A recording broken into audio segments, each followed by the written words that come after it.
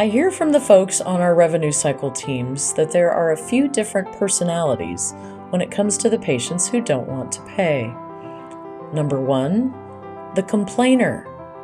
Nothing is ever right, there will always be something wrong, and they shouldn't be charged full price, or, come to think of it, anything at all. Number two, the king or queen of discounts. These patients are seeking a discount or something for free every time. Number three, the threatening patient. They have their lawyer on speed dial. Welcome to Medical Money Matters, the podcast where you can find experts, answers, and resources so that you can achieve mastery over the financial and business aspects of your practice. Hello, everyone. I'm your host, Jill Arena. I began my career in accounting and finance, and I have more than 30 years of experience running medical groups.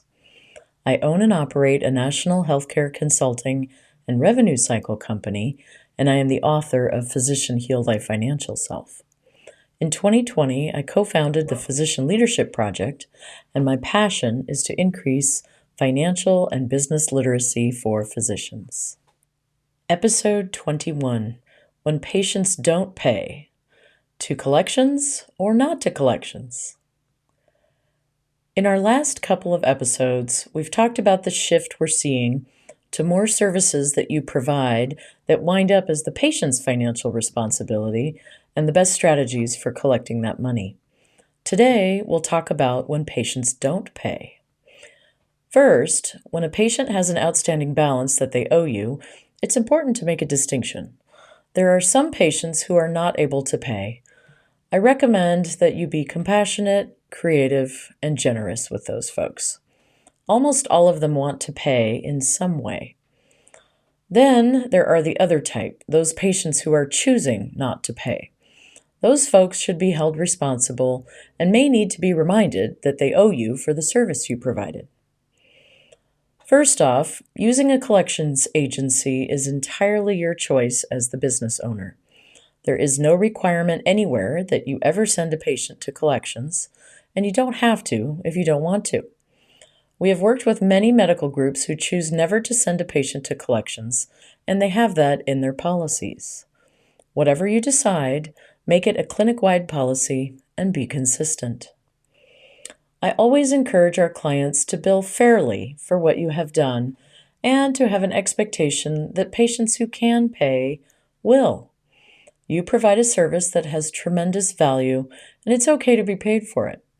If you need to hear my encouragement in that conversation again, please revisit episode 11 for Bring Home the Bacon.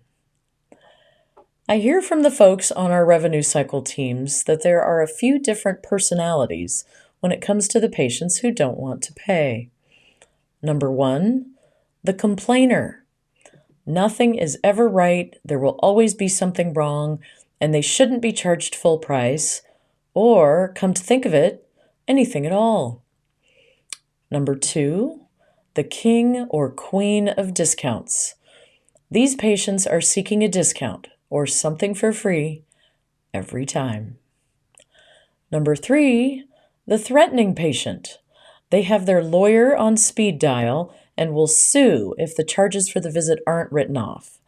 And, oh, by the way, there was something wrong with the care or with the diagnosis. Number four, the confused patient. Wasn't my insurance going to cover that?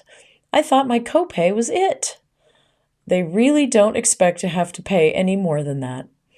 In our last episode, we talked about how many of us, myself included, don't really know what our health insurance benefit structure is, so some of us fall into this category accidentally, but a few actually take that conversation all the way to the billing office.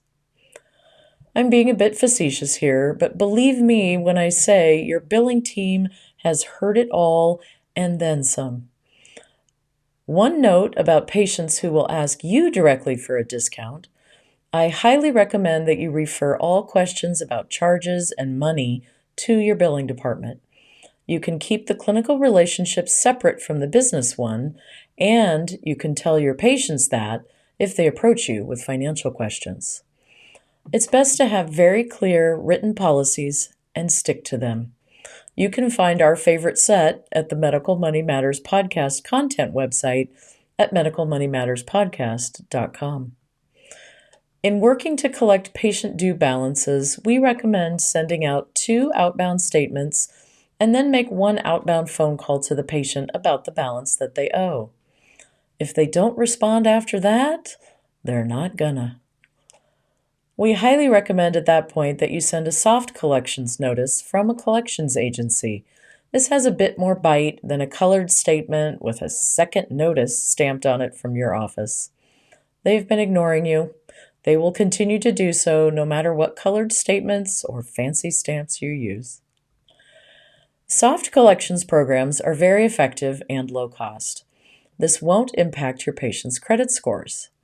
This usually consists of a series of notices that are emailed or mailed, along with a number of outbound phone calls coming from the collections agency. This typically gets the attention of the lazy bill payers and can be very cost-effective at collecting those balances. If your patient does not respond to the soft collections attempt, the next step is to send them to hard collections. This will impact your patient's credit score and should be utilized for those patients who are refusing to pay but have no other complaint or communication with you. The collection agency will typically charge you 30 to 50% of the amount of the outstanding balance as the price for their service. Once you have sent a patient to hard collections, you are faced with a couple of questions. First of all, do you discharge the patient from the practice or allow them to return? Some groups will terminate the patient from the practice, and some will allow them to remain as patients, but with the stipulation that they will pay cash at the time of service for all future visits. The second question is, do you charge a fee for them to return? You have put in a lot of time and effort into collecting their old balance, and that carries a cost.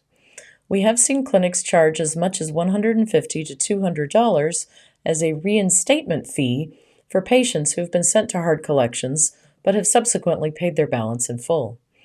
This has the patient making a different level of commitment to come back to your office.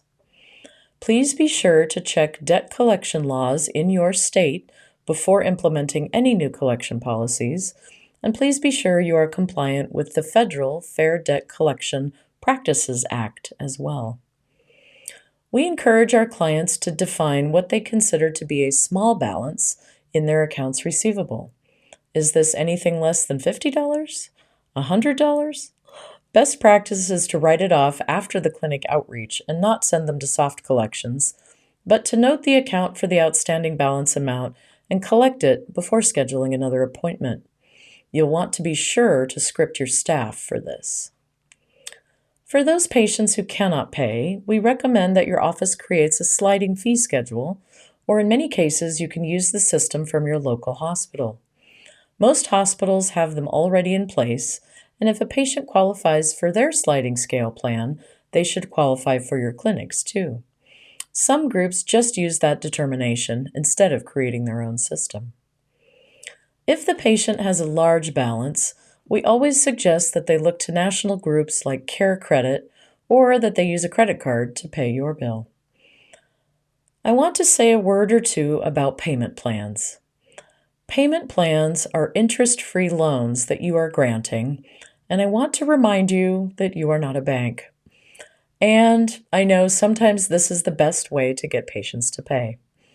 We recommend that your team set up payment plans for no longer than 6 months and no less than $25 per month.